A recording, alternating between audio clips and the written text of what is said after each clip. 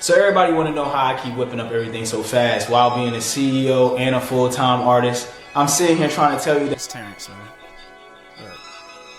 Like, it really doesn't matter because I'm going to edit it anyway. But, like, just seeing it in these moments, you know what I mean? It'd be messing me up. But continue with what you were expounding on with the Tulsa, what is it, Tulsa King? Yeah, Tulsa King. Okay. So, so basically, he was basically telling us, like, yo, jobs teach you, just like school, just teach you how to be on time, essentially.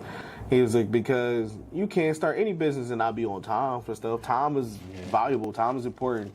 When people say time is money, that's bullshit. That's bullshit. No, your time is more valuable than money because you would much rather have time than the money. A rich man will kill you for your time and your health every day of the week. Yeah. They will pay for time. But you think prostitutes are. Right. You think prostitutes are. You're paying for time. That's such a real sentiment. It's like, I wanted you to start right there, you know what I mean, with this interview that we doing, this conversation, because it's like, I'm going through a phase as an artist where I've been deciding between being, and I've already made the decision, but it helped me identify with it and be self-aware in that effort, where it's like, do I want to be king of something, or do I want to be wealthy and rich from the things that I do? And I've always been about my bag, right? I've always been in the pursuit of creating more black creative entrepreneurs, executives, owners, allowing them to be consistently authentic, allowing them to build their followings on social media, get to a bag, provided their community. Like, all of that comes from me knowing that there has to be a provision, some kind of like fiscal provision for that.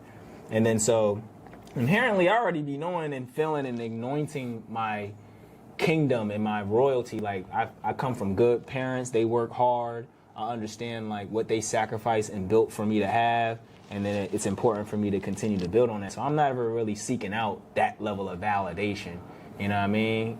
So I love that show you brought up with Tulsa King, because he talked about just the principles of anything you do, whether you go to work or whether you want to be an artist, or you go to college, or you selling drugs. You see what I'm saying? I mean, it's all business related when you think about it. If you want to make money, it's all about business. It's all about showing up. Just like school, especially when you was in college, for anybody that's ever been in college before, they give you a grade for attendance. Like, I knew people... You literally get a grade for attendance, wow. Man. And it was people that failed out of college because they ain't like going to class, they just want to take the test and then go back to their dorm. And that's probably where it shows up, is in the amount of time. Wow. Yeah, the amount of time I spent. never made that correlation. Because one of my friends, one of my best friends, that was his problem. Because that was his problem when we were in high school. Like, it wasn't attendance. He didn't like doing homework. He didn't like going home and doing work. That was dumb. He's like, I know it. I understand it. Let's take the test. Let me pass the test. But they'll give you zeros for not completing shit. Yep. Yeah. Yep. Even though the homework was more so just the practice. So you won't give me a 0 for practice, essentially. You know, some AI stuff. Practice? Yeah, that's the first thing I thought of. Practice. And it's like, I used to go through that a lot. I was bad with homework because I was being a young man after school, right? Like, doing young men things. So it's like, I wasn't trying to stop my 2-4 hours of what I had after school to be playing. You know what I mean? You know, that's like, you want to live and practice living and being a young adult. So that was my problem, at least, with it. And my academically is like what you mentioned with your friend. I was already pretty sharp. Like, I wasn't like falling behind on being acclimating the information. It was more so what you just mentioned. I would accumulate a lot of incomplete assignments because I would pick and choose what was important for me to do, and that's, I think, goes back into the king conversation. Is like, you can't get paid like that. You know what I'm saying? That's not good for business. Like, when you want to pick and choose when you want to apply yourself, exactly, that's where you start missing your bread at. Because you have to be aware. People's biggest things when they're probably, and that's why autistic people, especially before people really got knowledge on it, were not digested, not digested as well as they should have been.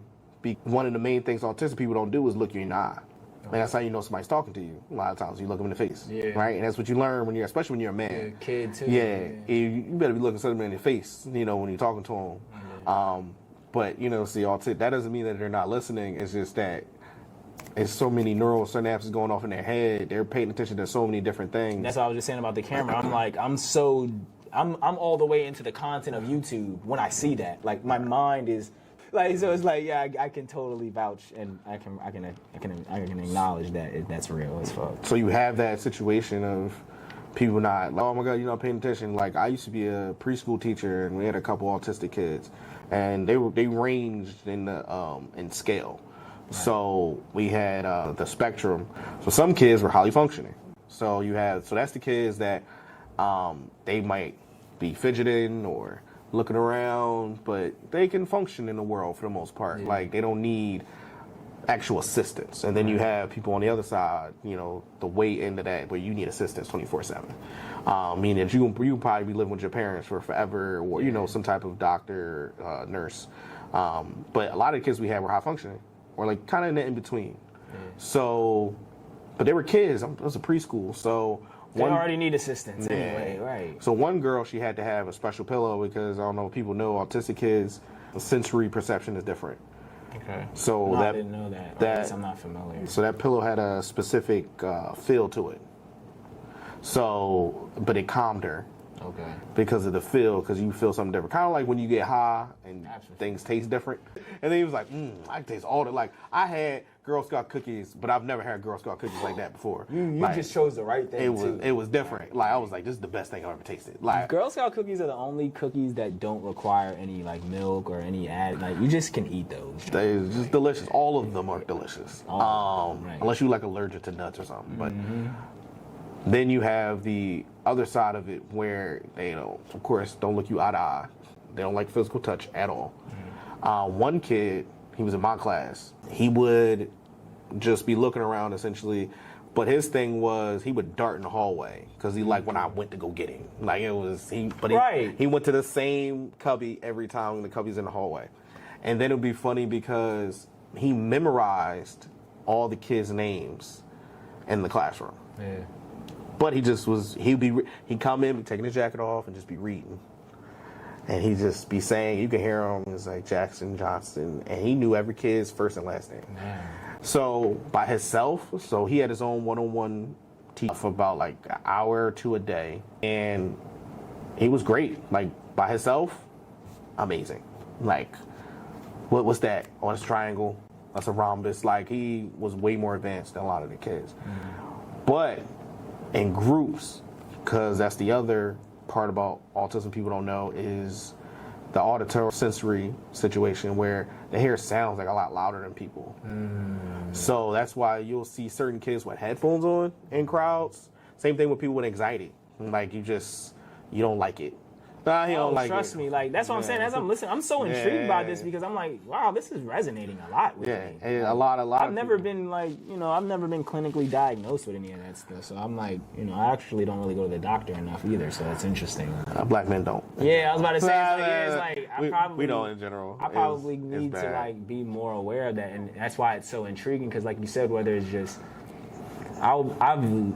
I can clearly navigate in society, so I'm not gonna put myself in someone else's shoes. But like, there be moments where I can recognize how certain things don't align with the group. So this actually is a good segue into what I would like to talk to you about. But before we get to that, right? Let's introduce who you are. I know we've had interviews before, but you know how this works. Like sometimes this might be somebody first time seeing you and shit. All right, so I am Twanny 2 times. I am a comedian and content creator from Philly, and nice to meet y'all. You feel me?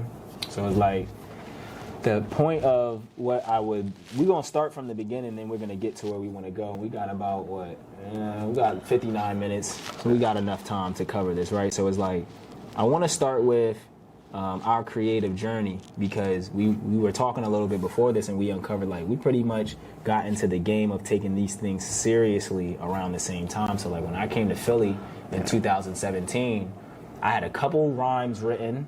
My best friend was a producer, and I had just beaten 2 felony possession and intents to distribute charges, also while being attacked by an assailant who tried to shoot me in my house while I was attempting to sell narcotics in my community. So I had a lot going on before I got here. Right. And so when I got here, it was a whole reset for me. Right? Sound like a BET movie. Bro, That's how it feels. we talked about it before this. The documentary gonna be crazy. Right, like when we get where we going, people gonna look back at this and be like, wow. I know you're wondering how I got here. Yeah. They're like, where does your journey start? And you know what I mean, expound on that, and then I'll connect it with my next question. Right. So basically, my journey started out of, I was a writer of poetry first. Yeah, I said it in that way, so it was a little weird. But yeah, I was a writer of poetry first. And I just started writing on Facebook. I was literally posting every day. Like, I had about probably like 30 poems just like on Facebook. This is when Facebook was more popular than like Instagram. Right. So people were still kind of paying attention to Facebook. And I was just writing these long poems. Like, I just found J. Cole. So I'm like, oh man, this is my life. I was in college. Like, it was like college dropout. Right? Yeah, I was just like, oh my God, this is like inspiration. Like, I just listened to his, his mixtape. It's not the warm. What's the one before the warm up? I called it college dropout. Y'all looking at me. Somebody heard that and said, "Who is bold?" Yeah, it's the college dropout. Warm up. And then he had like a trilogy for it. It was like the warm up, and then I didn't make the tryouts one, and I don't remember what the titles were. Story. Yeah, it was, but I was listening to that, and I was just like, oh man, and I was like, it was my life. So rap though, right? I was writing every day. I even was letting my parents read it because my mom was like, "What are you on the computer for? Is you watching porn?" I'm not watching porn. Like right now, but most of the time I was there for, I was actually just writing stuff out. And I would be writing stuff on like everything. I even do it now. Like I got a phone now that kind of does it, but I was writing stuff on like cardboard, back of napkins, like that little paper for your straws. I was writing jokes on, well, not jokes, but poetry at the time for that. And my mom was like, "Yeah, you should get this." My dad was handedly surprised. He did not see this coming at all. My mom had kind of saw it before, so she was like, "Oh man, you should, try to get it published and stuff like that." My dad was like, I recited a poem in front of him. He was like, "Nigga, right, yeah, that's good." So I kind of categorize myself actually more so of like a wordsmith than anything, because it's like I just like I like that one better. Yeah, but I started doing that a couple years after high school, but a year after same year as high school. I had no direction. In my mind, I was going to the league. I was going to go to college. I was going to walk on somebody's football team or whatever. Didn't happen. Went to CCP. And I kind of, turn of events. Yeah, it was. Super turn of events. Everybody was upset. Yeah. Ended up going to CCP. And I was, all right, cool, I'm going to become a teacher. And I'm a pretty good teacher, but I'm better at poetry and comedy. Right. And I wanted it a little bit more than teaching. So then 6 years ago, probably 7 years ago now, to the day, I think I did one poetry show. I went to a poetry show thinking I was going to do poetry. And then I was just like, I should do comedy. Because everybody in the room was doing poetry. All right. So I was wondering, can I do comedy? So literally for a year, I just wrote jokes for a whole year.